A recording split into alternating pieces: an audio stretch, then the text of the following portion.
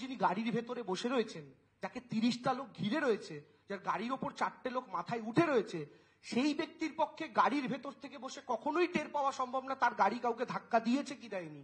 আপনারা ন্যাচারালি ভাবার চেষ্টা করুন, আপনি একা একটা হাই রোডে গাড়ি করে যাচ্ছেন, রাস্তায় কিছুর সাথে যদি আপনার ইম্প্যাক্ট হয় আপনি টের পাবেন, কিন্তু আপনার গাড়ি আস্তে আস্তে এগোচ্ছে, 20টা লোক ঘিরে রয়েছে, 4টে লোক গাড়ির মাথায় বসে আছে, তখন আপনার গাড়ি চলতে গিয়ে কারোর সাথে ধাক্কা লাগলো কিনা ওটা গাড়ির ভেতর থেকে বুঝতে পারা সম্ভব নয়। তাই ব্রাত্যদা যে কথা সংবাদ মাধ্যমে দেখেছেন, যে অভিযোগ শুনেছেন, তিনি ভেবেছেন এত বড় মিথ্যে কথা আশা করি কেউ বলবে না, তাই তিনি বলেছেন যদি হয়ে থাকে তাহলে আমি দুঃখিত। কিন্তু ব্রাত্যদাও জানতেন না আদপে তার গাড়ির তলায় চাপা কেউ পড়েননি। ব্রাত্যদা এখন জানতে পেরেছেন, আপনারা এখন তার থেকে মতামত চাইতেই পারেন। এবং স্বাভাবিকভাবে একজন শিক্ষামন্ত্রী হিসেবে যে প্রশ্নটা দাদা করলেন, তিনি ইন্দ্রানুজের বাবার সঙ্গে কথা বলেছেন, এটাই তো একজন অভিভাবক সুলভ আচরণ। তিনি সেই জায়গা থেকে তার দায়িত্ব পালন করেছেন রাজ্যের একজন অভিভাবক হিসাবে।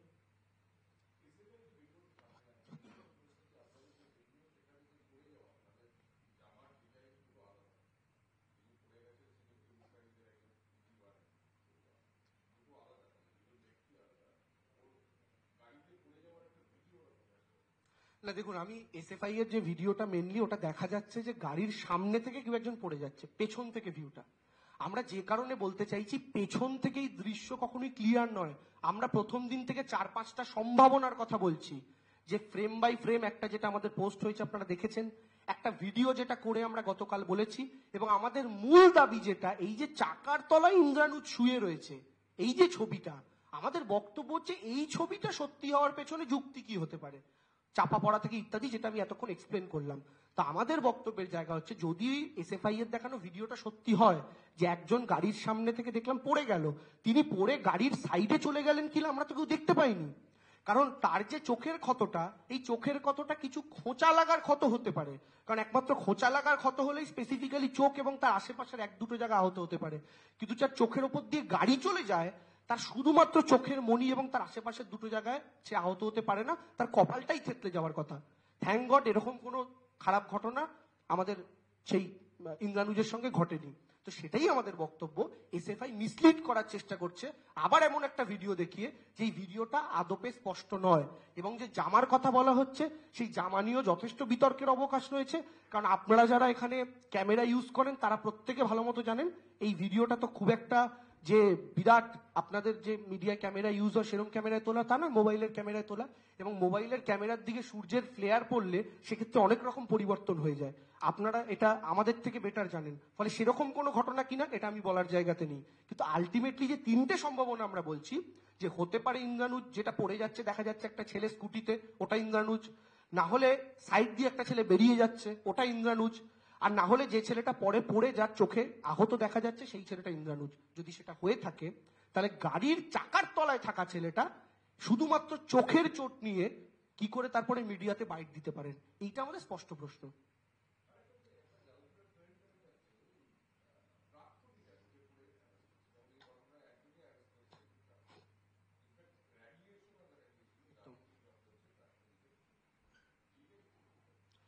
না, প্রাক্তনীদের ব্যাপারটা নিয়ে দেখুন এর আগেও এই নিয়ে যাবতীয় বিতর্ক হয়েছে। এখন প্রাক্তনীদের ব্যাপারটা নিয়ে আলোচনা তাদের নিজেদের মধ্যেও তারা করেছেন, তাদের বামপন্থী বিভিন্ন সংগঠন আমাদের ইউনিয়ন থেকে শুরু করে প্রত্যেকের এখানে একটা মতামত আছে।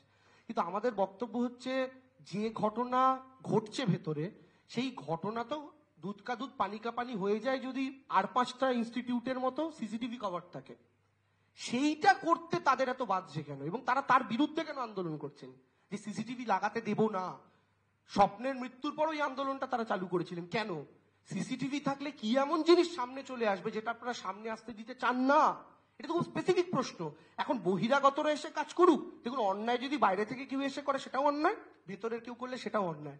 অবশ্যই একটা ইউনিভার্সিটিতে বাইরে থেকে কেউ ঢুকে বিভিন্ন রকম, ওখানে অনেক অভিযোগ ওঠে, মদ্যপান থেকে শুরু করে গঞ্জি কাশেবন থেকে শুরু করে বিভিন্ন রকম অভিযোগ ওঠে, সেগুলো নিয়ে আলোচনাও বহুবার হয়েছে। সেই রকম ঘটনাগুলোর ক্ষেত্রেও বহিরাগতদের একটা মদত থাকে বলে বলা হয়। আমরা প্রত্যেকে জানি সব জায়গায় একটা নিয়ম শৃঙ্খলা থাকা উচিত। তো সেইগুলোর ক্ষেত্রে যারাই এটা করছে না কেন, যদি সিসিটিভি কভার্ড হয় তাহলে গোটা ব্যাপারটা সামনে চলে আসে, কিন্তু তারা সেই ব্যাপারটাই করতে দিতে রাজি নন।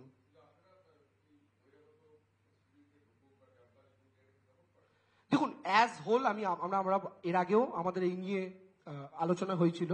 আমরা একটা কথা যেটা বলেছি সেটা হচ্ছে বিভিন্ন জায়গায় যে ছাত্র সংসদ, সেই ছাত্র সংসদের সঙ্গে ইনস্টিটিউট কর্তৃপক্ষ যারা আছেন তাদের সঙ্গে আমার মনে হয় আলোচনার প্রেক্ষিতে একটা ক্লিয়ার ডিসিশনে সব জায়গাতে এটা আসা উচিত। সেক্ষেত্রে আমার মনে হয় কারা কি সিদ্ধান্ত নিচ্ছেন, সেই সিদ্ধান্তে কারা কোন পক্ষে আছেন, সেটাও সেক্ষেত্রে ক্লিয়ারলি আসা উচিত। যে একটা নির্দিষ্ট বিশ্ববিদ্যালয় বা কলেজ, সেখানকার ছাত্র সংসদের সিদ্ধান্ত বহিরাগতরা প্রবেশ করবে কি করবে না, এবং সেখানকার কর্তৃপক্ষ যারা আছেন তারা কি সিদ্ধান্ত নিচ্ছেন এবং উভয় মিলে একটা সেম পেজে আসতে পারছেন কিনা। আমার মনে হয় ইন্ডিভিজুয়াল কলেজ স্পেসিফিক বা ইউনিভার্সিটি স্পেসিফিক এই ডিসিশনগুলো করা এবং এটাকে প্রকাশ্যে নিয়ে আসা মিডিয়ার মাধ্যমে সাধারণ মানুষের কাছে এটা আনার দরকার।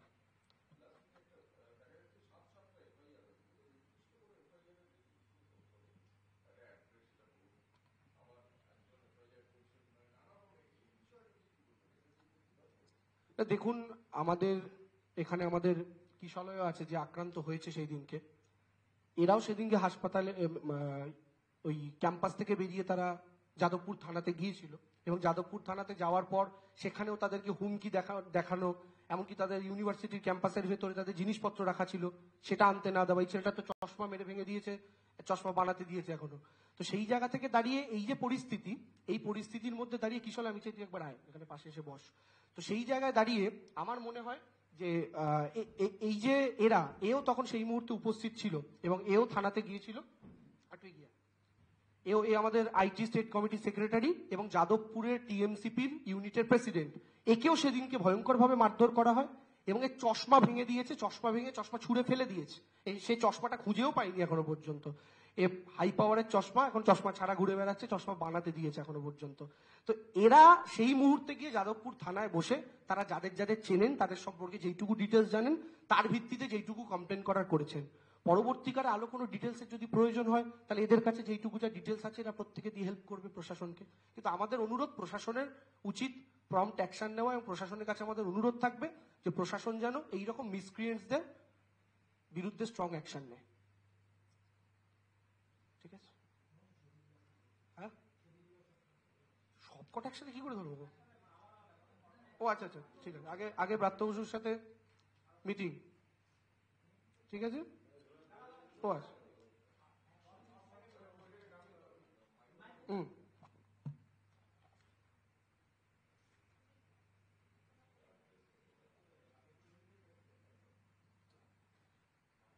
একটা হলো, আচ্ছা, এটা হচ্ছে ইন্দ্রানুজের সেই নিজেকে মাওবাদী বলে দাবি করা ফেসবুক পোস্ট।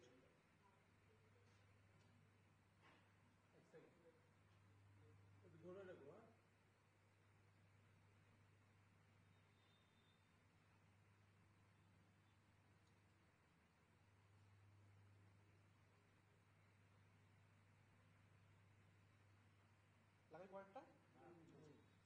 আচ্ছা,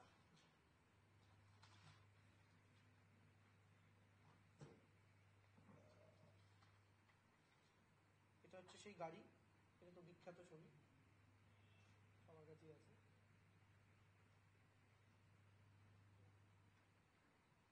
ঠিক আছে। আর আর এই ব্রাত্য বসুর সাথে মিটিং এর আরো কয়েকজন এক্সট্রা, যে ব্যাকগ্রাউন্ডটা বোঝা যাচ্ছে ওটা একটু ক্লোজ ফ্রেমে ছিল, এটা যদি নেন।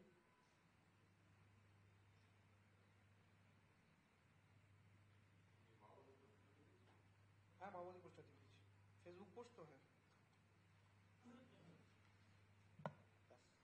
আর ভিডিওগুলো যেগুলো দেখালাম ওগুলো যদি কারো লাগে,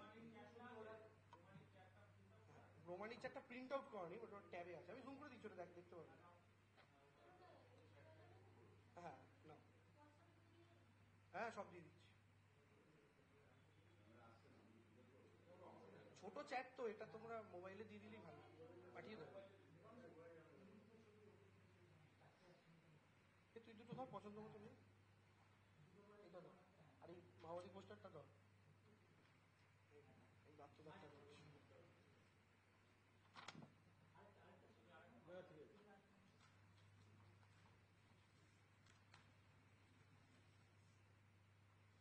আমি বরং এই দুটো ধরি, এটা, এটা ধর, গাড়িটা আমাকে, এই যে গাড়ি বডির ওপর দিয়ে চলে গেছে কিন্তু চোখ লেগেছে কেবল চোখে।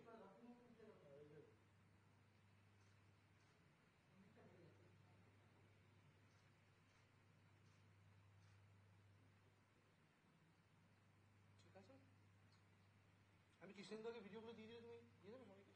অনেকের সাথে আমার মনে হয় ইয়েতে নেই। দিয়ে দিচ্ছি। Thank you.